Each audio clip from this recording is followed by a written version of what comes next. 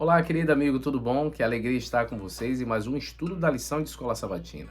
Chegamos aí à terça-feira, onde estamos estudando essa semana sobre passagens controversas. E as duas passagens que queremos estudar hoje é Filipenses capítulo 1, do verso 21 a 24, e 1 Tessalonicenses capítulo 4, do verso 13 a 18.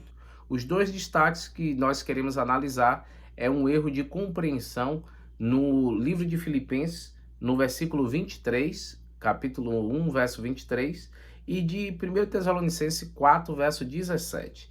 Então, olhando primeiro para Filipenses, no capítulo 1, verso 23, diz assim: Ora, de um e de outro lado estou constrangido, tendo desejo de partir e estar com Cristo, o que é incomparavelmente melhor.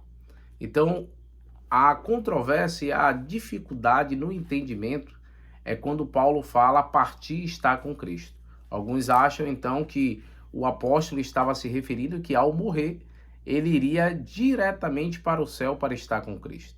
Só que a gente tem que analisar todo o contexto. Paulo estava preso em Roma no ano ali de 62 depois de Cristo, e ele estava ali enviando cartas, e ele falava da sua perspectiva. Ele estava já ali ferido, já tinha passado por muitas dificuldades. Eu acho interessante o texto que está em Coríntios, 2 Coríntios, no capítulo 11, verso 22 a 28. Paulo descreve um pouco do seu sofrimento. Paulo diz o seguinte: 5 vezes recebi dos judeus 40 açoites menos um. 3 vezes fui açoitado com vara. 1 vez fui apedrejado. 3 vezes naufraguei. Fiquei 1 noite e 1 dia boiando em alto mar. Em viagem muitas vezes em perigo de rios, perigo de assaltante. Ele diz, passei por frio, nudez. Então não era fácil a vida do profeta. Então ele ali estava sofrendo, passando por dificuldades, e ele chega a dizer que para ele melhor seria descansar.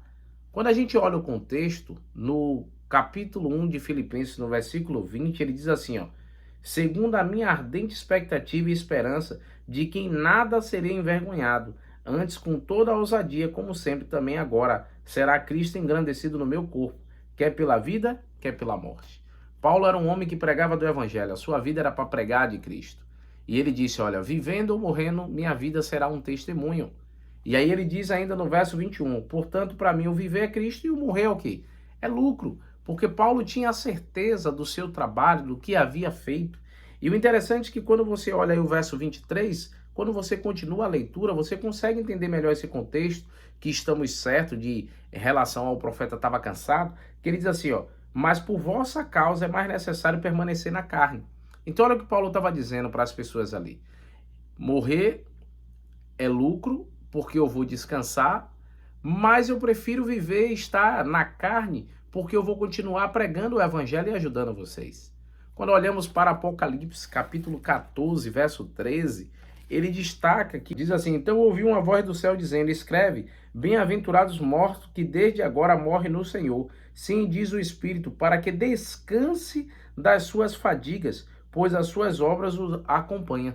É exatamente aqui o que fala em Apocalipse, o que Paulo estava também querendo relatar, de que ele preferia descansar, porque a Bíblia até chama de feliz aqui em Apocalipse, bem-aventurado aqueles que descansam no Senhor.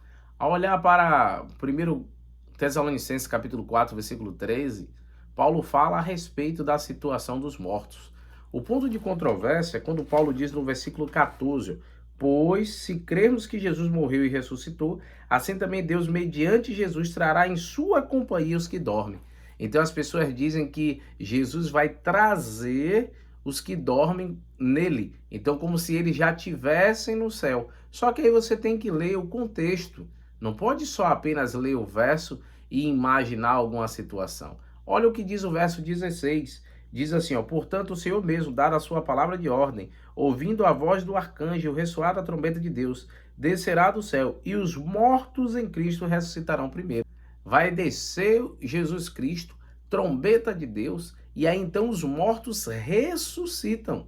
Então os mortos não vão vir com Jesus. Simplesmente ele estava dizendo no verso 14 que esse cumprimento da ressurreição ocorrerá na segunda vinda de Cristo. É simplesmente isso que o verso está querendo nos dizer.